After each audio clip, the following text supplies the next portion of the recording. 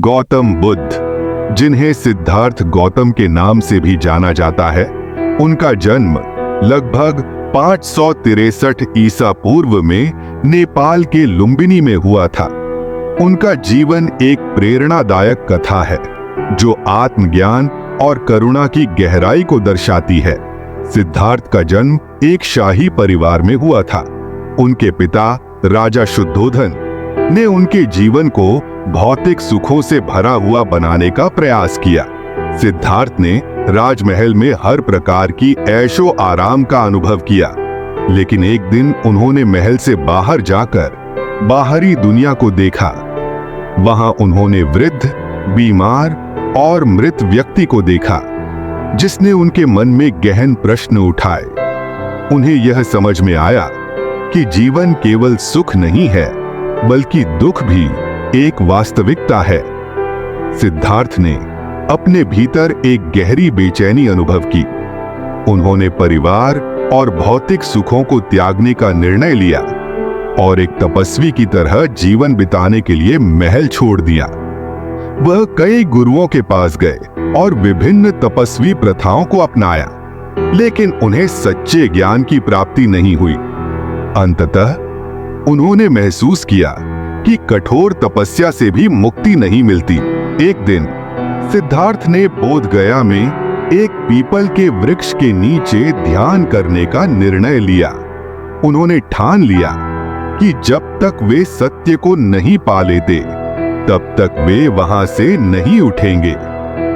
कई दिन और रातें ध्यान में बिताने के बाद एक रात उन्हें पूर्ण ज्ञान की प्राप्ति हुई। उन्होंने देखा कि जीवन का मूल कारण इच्छाएं और तृष्णाएं हैं। इस ज्ञान के साथ ही वह बुद्ध बन गए, जिसका अर्थ है जागृत या ज्ञानी। बुद्ध बनने के बाद गौतम बुद्ध ने अपने ज्ञान को साझा करने का निर्णय लिया। उन्होंने अपने पहले उपदेश वाराणसी के सारनाथ में दिया। इस उपदेश में उन्होंने 4 आर्य सत्य और अष्टांगिक मार्ग के सिद्धांतों की व्याख्या की।